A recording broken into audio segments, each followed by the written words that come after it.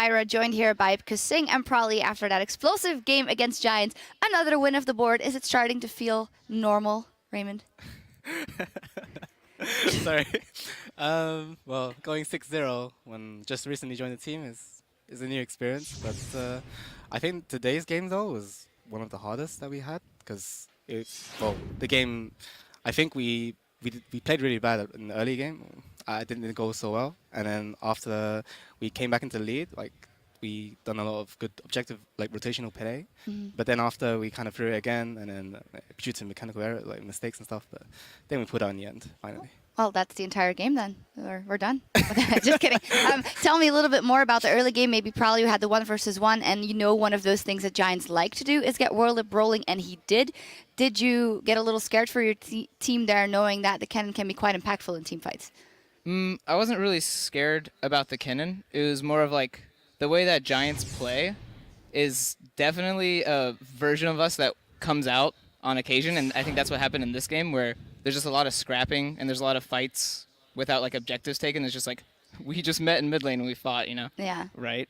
Yeah. So that kind of thing, I think once like Odo died top, I was like, this might be one of those games where everyone is just fighting all the time, and that kind of came to fruition. So it was a little bit terrifying because I was like, when the game goes like that, it's very 50-50 because it's literally just two teams like throwing themselves at each other, and doesn't always come out on top. Yeah, and you know that Giants do have that potential to, when they win one fight, close out the game like they did versus Elements. After Rio got caught there at the base, what would you have said to your team if you were able to communicate with them at that moment? Like after Rio got caught? And after they the pushed fight? up, yeah, and then pushed up top.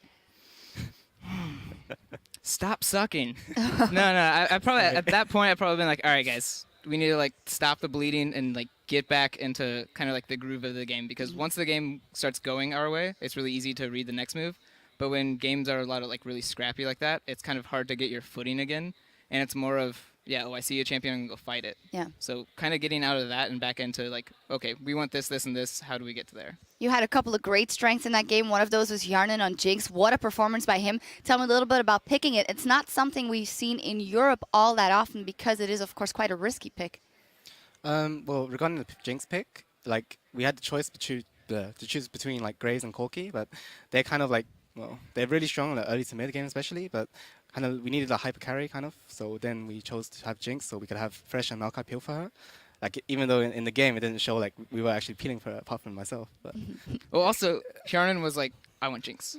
Yeah. Like when it came down to it, it was like, oh, they banned Kalista, they picked Sivir, and he's like, okay, I want Jinx against this. And it's like, all right. So do you think that's also because he's feeling more secure at your side and you guys have been able to practice a lot and play a lot and win a lot, and that he wants to pick up that champion? I also think, well, one of the reasons why he wanted Jinx, like, mainly because she only, he really loves her as a champion, like, he enjoys her playstyle. And I think if you're put on a comfort champion, you're likely to perform much better compared to another pick. Yeah. Someone else who did really good was Ryu. Just as we say at the Endless Desk, maybe it's more his playstyle to be supportive and flank. He gets a monster score on Kassadin. Is that something, though, that you've seen in... The crowd is already hyped for our next game coming up. Is it something you've seen in Ryu, the fact that maybe he likes to be that carry, or is he not bothered if he's put more in a role where he's just supporting the team? Ryu's actually like really hard to read sometimes, because I'll see him play like Lulu, or he'll play like Lysandra or something like that, like someone who's not the highest damage scaling, and he'll be kind of like, oh, they're going to kill Hjarnan, I'll stop them. And then other times, like in scrims, he just goes really ham on an assassin and like wants to start all the plays. So I haven't really figured out what he wants to do, like as a role. He kind of just molds between different things, and I think that's actually really easy to play with, though. All right. Well, thank you guys very much. You're keeping that winning streak going. It's all good here. Thank you very much for joining us. Yeah.